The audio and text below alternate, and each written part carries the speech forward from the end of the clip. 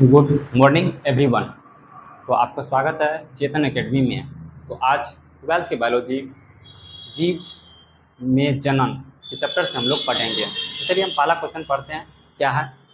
तो पहला क्वेश्चन पूछ रहा है, सूक्ष्म प्रवर्धन के लिए वांछित पौधों से प्राप्त उत्तक को क्या कहते हैं।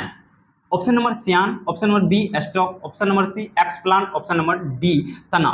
तो ऑप्शन नंबर इसका ए होगा या बी होगा या सी होगा या डी नंबर होगा, आप लोग बताइए।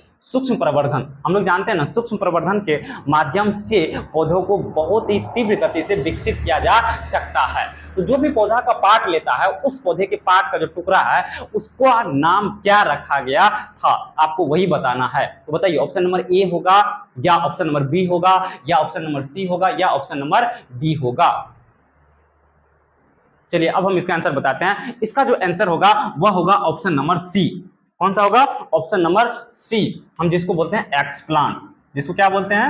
एक्सप्लांट। तो क्या इतना बात आपको समझ में आ गया? तो आपको याद रखना होगा, सूक्ष्म प्रवर्धन के लिए वांछित पौधों से प्राप्त उत्तक को क्या कहते हैं? एक्सप्लांट। क्या कहते हैं? एक्सप्लांट। सूक्ष्म प्रवर्धन के लिए वांछित पौधों से प्राप्त उत्तक को क्या कहते हैं? एक्सप्लांट। तो ये दूसरा क्वेश्चन अब हम लोग पढ़ते हैं।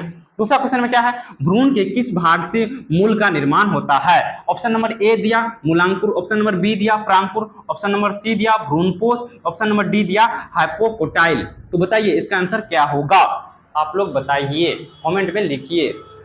आप लोग को इससे अच्छे से पता होगा भ्रूण के किस भाग से किसका निर्माण। मूल, मूल मतलब होता है जड़। मूल मतलब क्या होता है? जड़। किसका निर्माण की बात कर रहा है? ये जड़ के निर्माण की बात कर रहा है। तो जल्दी से बताइए जड़ का निर्माण भ्रूण के किस भाग से होता है। मूलांकुर से या प्रांकुर से या भ्रूणपोष से या हाइपोकोटाइल से।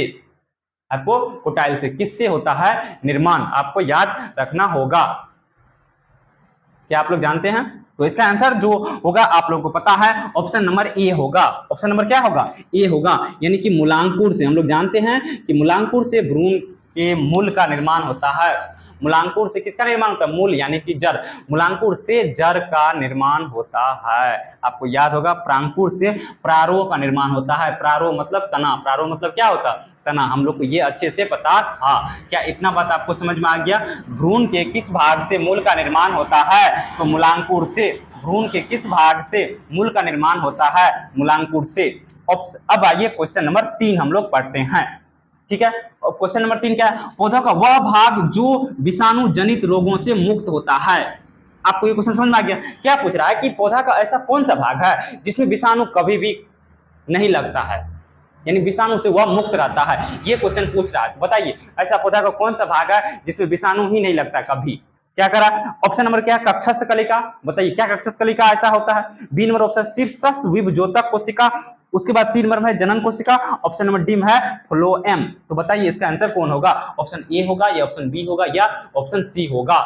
क्योंकि क्वेश्चन आपको समझ में आ गया होगा हम क्या पूछ रहे हैं। क्वेश्चन पौधों का वह भाग जो विषाणु जनित रोगों से मुक्त होता है, यही तो पूछ रहा क्वेश्चन में।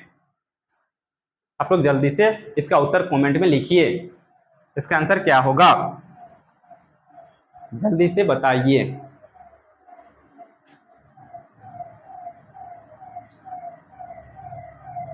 चलिए अब हम आपको बताते हैं, इसका जो आंसर होगा वह होगा बी नंबर। इसका आंसर क्या होगा? बी ऑप्शन होगा, शीर्षस्थ विभजोतक कोशिका।